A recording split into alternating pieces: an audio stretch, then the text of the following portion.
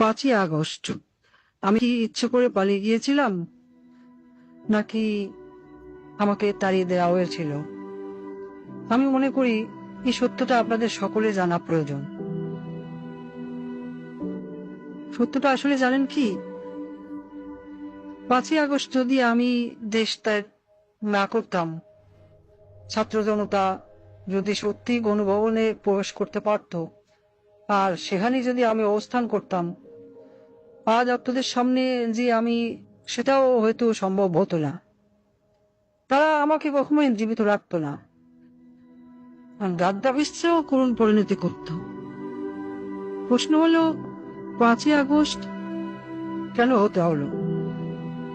দেখুন, 5ই আগস্ট যদি আমি অনুভবন ত্যাগ নাও করতাম, একটা না একটা সময় ওই বাড়ি থেকে আমাকে চলে যেতেই হতো। 5ই আগস্ট না হলে 5 জানুয়ারি, আর তা না হলে 5 এপ্রিল। 16 বছরে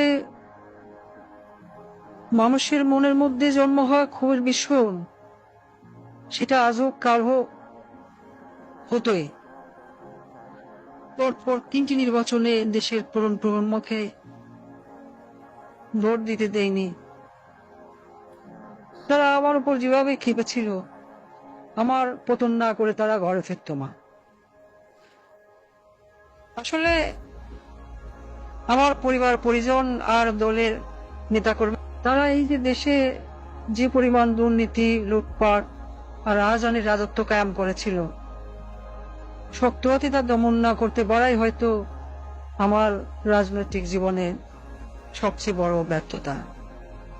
বা নিজের ভুলের কথা যদি বলি, আমি চেয়েছিলাম দেশকে উন্নত করতে, কিন্তু বলে গিয়েছিলাম সুশাসনের কথা, জনগণের ভোটের অধিকারের কথা। কিন্তু প্রশ্ন হলো, ঘৃণা কি শুধু আমার একার প্রাপ্য?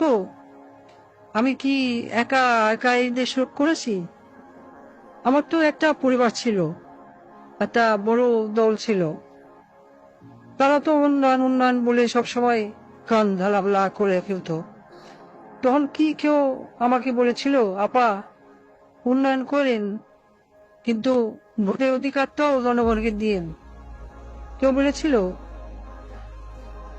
আমি এত বড় ভুল পথে চলে গেলাম, আমার পরিবারের কোনো সদস্য আমাকে কোনদিন একবারের জন্য বলেছিল? কেন? আমি কি শুধু তাদের কাছে টাকা কামাই করার মেশিন ছিলাম? আমাকে